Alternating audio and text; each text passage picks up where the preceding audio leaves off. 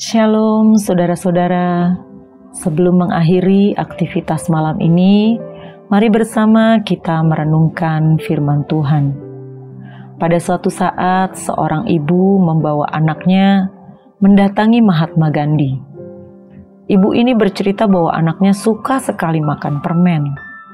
Sebab itu dia minta supaya Mahatma Gandhi dapat menasihati anaknya agar menghentikan kebiasaannya yang buruk itu, sebab dengan makan banyak permen itu merusak giginya.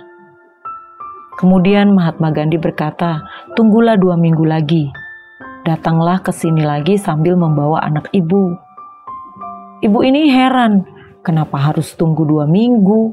Bukankah Gandhi bisa langsung memberi nasihat pada saat itu juga? Walaupun heran, ibu ini menurut. 2 minggu kemudian, ibu dan anaknya ini datang lagi. Gandhi langsung menasihati anak itu.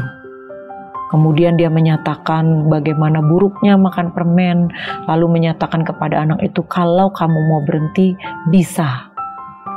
Sang ibu akhirnya mengucapkan terima kasih, karena Mahatma Gandhi sudah menasihati anaknya.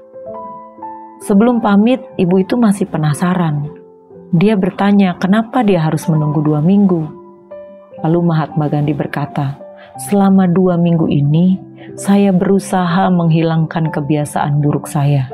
Sebab saya juga sangat gemar makan permen." Saudara, inilah makna integritas. Mahatma Gandhi bisa saja tidak bicara pada ibu itu tentang kesukaannya makan permen. Dan dia bisa langsung menasihati anak itu. Toh ibu itu tidak tahu bahwa Mahatma Gandhi punya kebiasaan sama seperti anaknya yang harus dinasihati. Tapi Mahatma Gandhi tidak mau demikian. Dia berintegritas, apa yang diajarkannya, apa yang dinyatakannya, harus dia sudah melakukannya lebih dulu.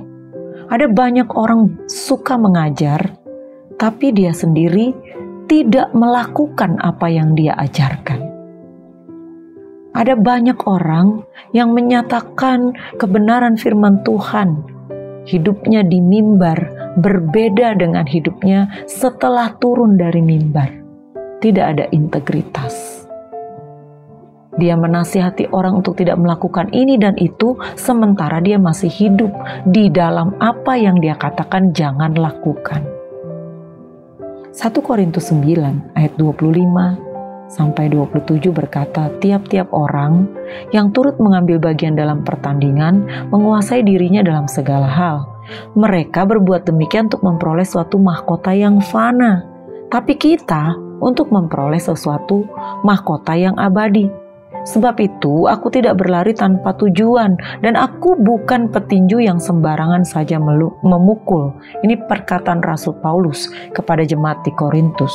Ayat 27, "Tetapi aku melatih tubuhku dan menguasainya seluruhnya, supaya sesudah memberitakan Injil kepada orang lain, jangan aku sendiri ditolak." Rasul Paulus tidak mau mengajarkan kebenaran yang dia sendiri belum lakukan. Sebab satu saat kalau ketahuan, mereka akan menolak. Mereka akan menyatakan, "Oh, kamu mengajarkan itu, sementara kamu melakukan sesuatu yang bertentangan dengan pengajaranmu." Dia akan ditolak karena dia tidak punya integritas. Sama seperti Mahatma Gandhi. Makanya dia berusaha hilangkan dulu kebiasaan buruknya selama 2 minggu dan ternyata dia bisa. Itu dia bisa ajarkan kepada anak itu, dia nasihatkan. Karena dia sudah melakukan.